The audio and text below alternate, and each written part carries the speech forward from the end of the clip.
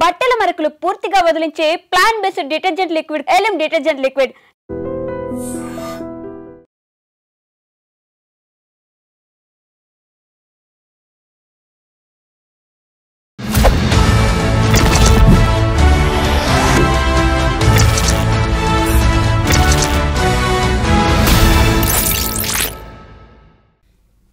Welcome to I dream trending topic. నేను మీ Rajanirama, public speaker and motivational speaker.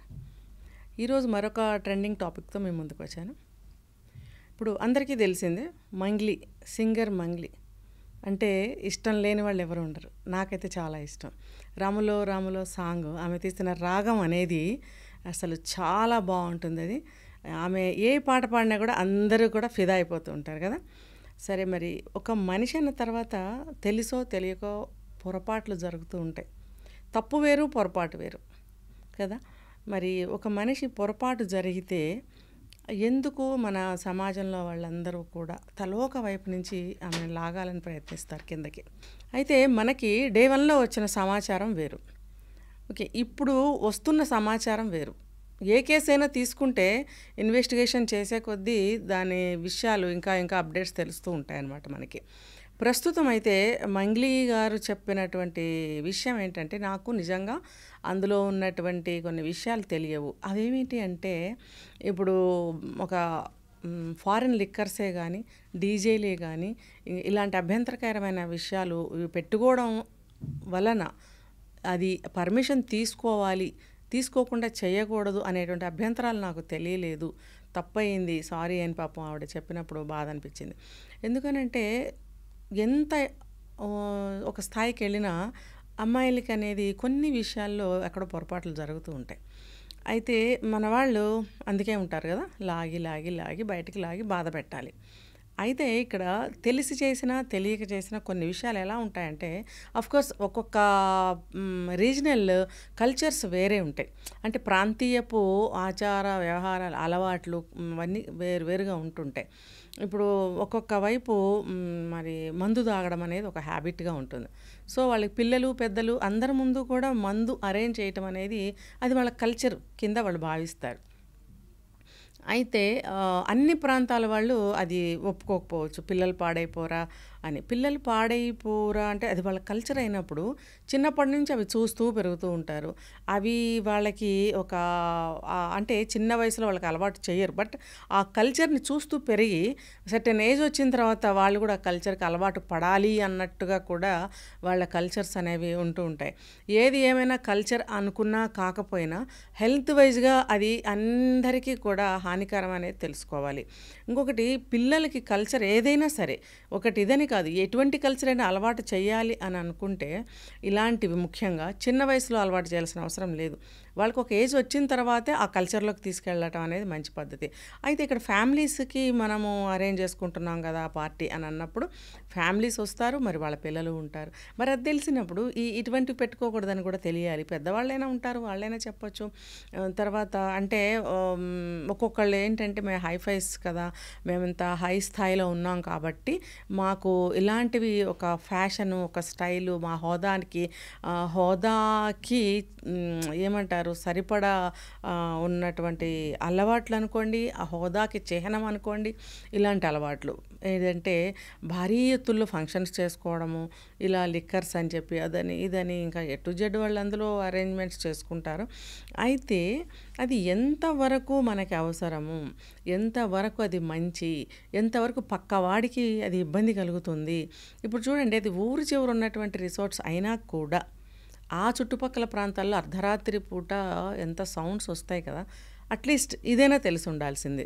అంటే rules permissions తీసుకోవాలని తెలియకపోవచ్చు, కానీ మన సౌండ్ వల్ల పక్క వాళ్ళు డిస్టర్బ్ అవుతారనే అట్లీస్ట్ చిన్న విషయం తెలిసి ఉండాల్సింది.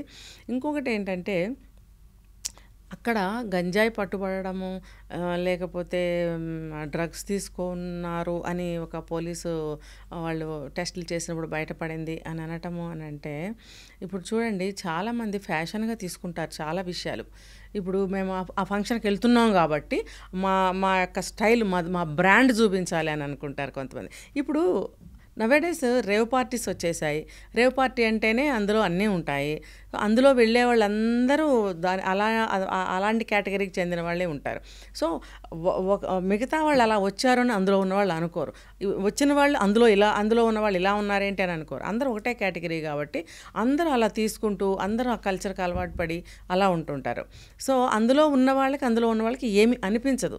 కానీ అది బయట సమాజానికి చుట్టుపక్కల ఉన్న వాళ్ళకి చాలా ఇబ్బందికరంగా ఉంటుంది. ఇప్పుడు వాళ్ళు ముందే తీసుకుని వచ్చారా, ఇక్కడికి తీసుకుని వచ్చిన తర్వాత వాళ్ళు తీసుకున్నారనేది మనకు తెలియదు. మన వీడియోస్లో చూసాము, అవేవో సిగరెట్స్, బీడీలు లాంటివి మనకి దొరికాయి. ఎందుకు ఉండాల్సి వచ్చింది మరి? అక్కడ వచ్చిన గెస్టులు తెచ్చుకుని బ్యాగ్స్లో పెట్టి రూమ్స్లో పెట్టుకుంటారా? అది మనకు తెలీదు. అయితే వీళ్ళు అరేంజ్ చేశారా మంగ్లీ వాళ్ళు అని అంటే, నాకు ఆ సీన్ చూసిన తర్వాత ఈవిడెందుకు అరేంజ్ చేస్తుంది అని అనిపించింది. అయితే నేను చెప్పాను కదా, ఫ్యాషన్గా ఫీల్ అవుతారు కొంతమంది. చూడండి, పాత సినిమాల్లో కానీ సినిమాల్లో ఎక్కడైనా కూడా సిగరెట్ కాల్చడం అనేది ఒక పెద్ద హీరోయిజము, ఒక ఫ్యాషన్ కింద చూపిస్తుంటారు. అది ఇంకొంచెం అడ్వాన్స్ అయిపోయి ఈ స్థాయికి వచ్చిందనమాట.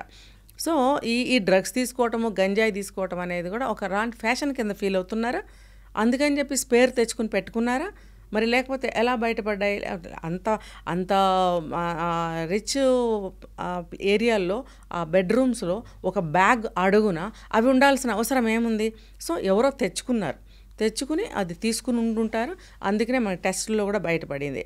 ఇంకపోతే ఏ బర్త్డే పార్టీ అయినా చూడండి, బర్త్డే పార్టీ అని తెగ ఈ మధ్య చేసుకుంటున్నారు కదా. ఎందుకో నాకు ఈ విషయం మీద అంత నచ్చదండి. అంటే నీకు నచ్చకపోతే మాకే అంటారేమో. ఆఫ్కోర్స్ ఎవరిష్టం వాళ్ళది, వ్యక్తిగతం, చెప్పకూడదు. అయితే మనకి పుట్టినరోజులు అనేవి చిన్నపిల్లలు చేసుకుంటే ముద్దుగా ఉంటుంది. సరే, పెద్దవాళ్ళు కూడా వాళ్ళ స్థాయికి తగ్గట్టుగా, వాళ్ళ సర్కిల్కి తగ్గట్టుగా వాళ్ళు ఫ్యాషన్గా కానీ రిచ్గా కానీ చేసుకోవాలనుకుంటారు. ఇంకొకటి వాళ్ళకి బంధువులందరూ ఒక గ్యాదరింగ్ అప్పుడప్పుడు అవ్వాలి కదా. ఇప్పుడు మంగ్లీ కూడా వాళ్ళ ఫ్యామిలీ ఫ్రెండ్స్ని కానీ వాళ్ళ ఫ్యామిలీ మెంబర్స్ని కానీ దగ్గర వాళ్ళని తను పిలుచుకుంది. ఎక్కువ మినిమం మెంబర్స్నే పిలుచుకున్నారు ఆవిడ కూడా. సో ఏంటంటే ఇక్కడ చెప్పొచ్చు, ఇది సరే మీ ఫ్యామిలీ సభ్యుల ఈ మధ్య తను కూడా చాలా విజయాలు సాధించింది. మేబీ బర్త్డేలు సరిగ్గా చేసుకోలేదేమో. ఓకే, ఒక అమ్మాయి సంతోషంగా ఏర్పాటు చేసింది, బాగుంది, ఎంజాయ్. అయితే ఇందులో తను తీసుకోవాల్సిన జాగ్రత్తలన్నీ తీసుకుని ఉండవలసింది. తర్వాత ముందుగానే వాళ్ళకి అటువంటి కర్టసీస్ ఉన్నాయో లేదో నాకు తెలీదు. ఇప్పుడు మనం ఒక పెళ్ళికి వెళ్తామండి, కొంతమంది ఏం చెప్తారు, మాకు గిఫ్ట్లు తీసుకోవటం ఇష్టం ఉండదండి, మీరు ఎవరు గిఫ్ట్లు తీసుకురాకండి అని చెప్తారు. తప్పేమీ లేదు అందులో, అందరూ తీసుకెళ్తారు. వాళ్ళకి ఏంటంటే గిఫ్ట్లు తీసుకోవడం అనేది ఇష్టం ఉండకపోవచ్చు, ముందుగానే చెప్తారు లేదా కార్డ్స్లో ప్రింట్ చేయిస్తారు.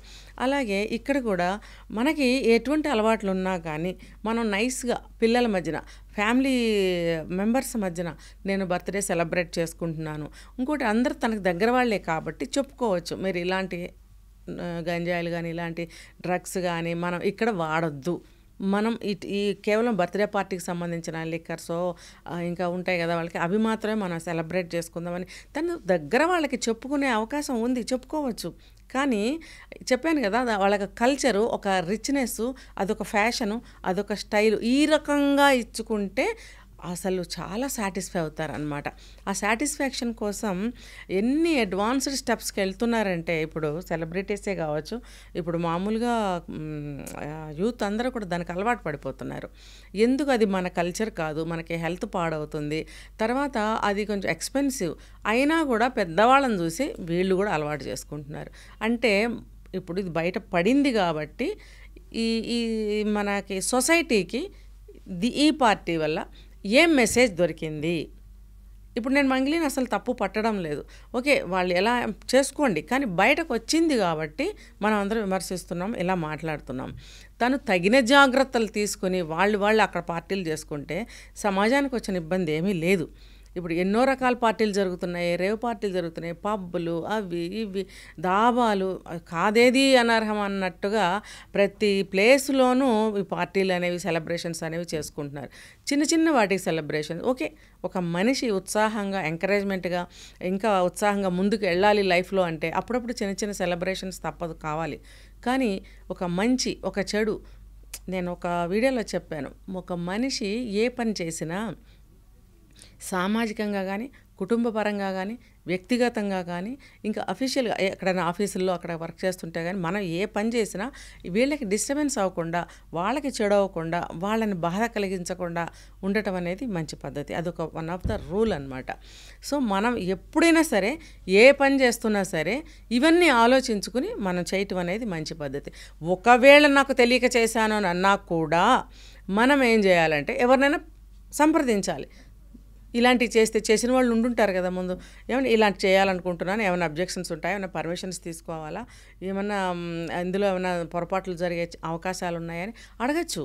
అడిగి తెలుసుకుని ఇలాంటివి ముందుకు వెళ్ళాలని చెప్పి నేను ఒక సజెషన్ అనేది ఇవ్వాలనుకున్నాను ఈరోజు ఈ ట్రెండింగ్ టాపిక్ ద్వారా. ఓకే, నమస్తే అండి.